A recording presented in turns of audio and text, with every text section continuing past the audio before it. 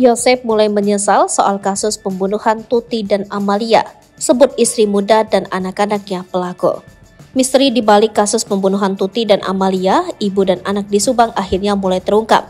Bahkan kini Yosep mengaku menyesali soal kasus pembunuhan anak dan istrinya tersebut meski belum sepenuhnya bisa jujur. Kepala Direktorat Reserse Kriminal Umum Polda Jabar, Kombes Surawan mengatakan jika saat ini Yosep mulai mengakui perbuatannya. Hal tersebut diungkap Yosep lantaran setiap hari diperiksa penyidik. Meski demikian, Kombes Pol Surawan mengatakan bahwa pengakuan Yosep soal kasus Subang masih belum konsisten. Surawan mengatakan Yosep belum mengaku terkait keterangan Danu yang menyebutnya melakukan pembunuhan terhadap Tuti dan Amel pada 18 Agustus 2021. Namun Yosep Hidayah, suami Tuti dan Mimin ini sudah merasa menyesal. Sementara itu, Kombes Surawan menyebut jika hingga kini baru Muhammad Ramdhanu alias Danu yang kooperatif memberi keterangan.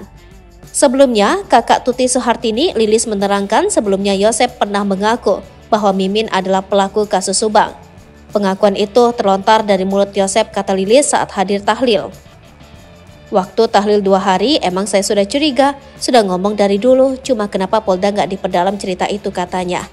Namun ketika ditanyakan ulang, Yosep justru meminta untuk tidak membahasnya lagi. Sementara pengacara Yosep, Rohman Hidayat, mengatakan bahwa pengakuan Yosep sejak 18 Agustus 2021 sampai dengan saat ini masih sama. Lebih jauh sebelumnya diketahui jika kasus pembunuhan ibu dan anak di Desa Ciseti, Jalan Cagak, Kabupaten Subang itu sempat beku selama 2 tahun akhirnya perlahan terbongkar.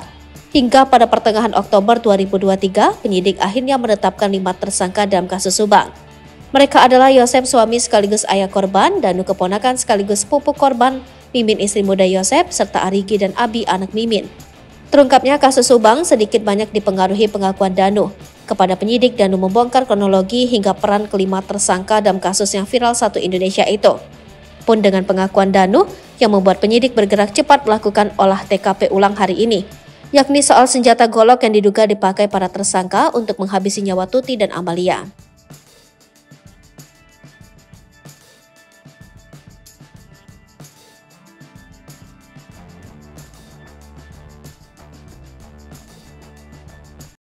Download Tribun X sekarang, menghadirkan lokal menjadi Indonesia.